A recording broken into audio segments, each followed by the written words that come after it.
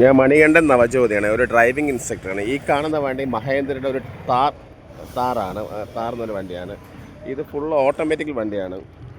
ഈ വണ്ടി എങ്ങനെ നമുക്ക് സ്റ്റാർട്ട് ചെയ്യണമെന്ന് കാണിക്കാൻ വേണ്ടിയാണ് ഞാൻ ഈ വീഡിയോ ചെയ്യുന്നത്.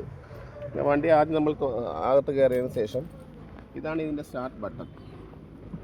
വെറുതെ നമുക്ക് താക്കോൽ, ഇതാണ് താക്കോൽ. ഈ താക്കോൽ നമുക്ക് ഈ വണ്ടിക്കകത്ത് എവിടെയെങ്കിലും വെച്ചതിന് ശേഷം ഈ ഡോർ അടച്ച് ഇത് ഓട്ടോമാറ്റിക്കാണ്.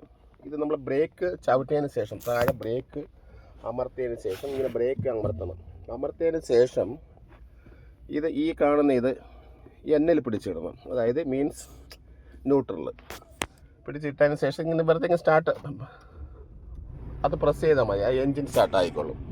അതിനുശേഷം ഇതിപ്പോൾ പാർക്കിങ്ങിൽ കിടക്കുകയാണ്. ഇതിപ്പോൾ ഇത് റിവേഴ്സായി, ഇത് ന്യൂട്രൽ, അതിനുശേഷം തന്നെ MD എന്ന പൊസിഷനിൽ കൊണ്ടുവന്നു. അപ്പോൾ ഈ മോണിറ്ററിൽ ഇത് ക്ലിയർ ആയിട്ട് കാണും.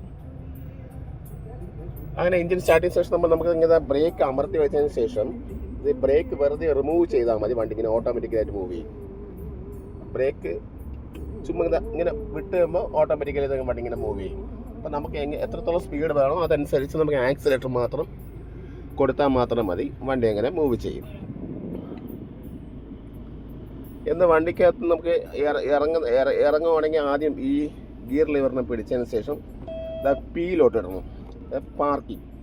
പാർക്കിംഗ് ഇട്ടതിന് ശേഷം ഇവിടെ ഒരു പാർക്കിംഗ്, ഇതാണ് ഹാൻഡ് ബ്രേക്ക്. ഇതിനെങ്ങനെ അമർത്തിയാൽ മതി. ഇതിങ്ങനെ അമർത്തുമ്പോൾ പാർക്കിംഗ് ആയി, ഹാൻഡ് ബ്രേക്കും വർക്കിംഗ് ആയി. അതിനുശേഷം എന്താണ് ഈ കീ ബട്ടൺ ഉണ്ട്. ഈ കീ ബട്ടണിന് ശേഷം ഈ കീ ബട്ടൺ ഓഫ് ചെയ്താൽ വണ്ടി ഓഫ് ആവും. ഓക്കെ.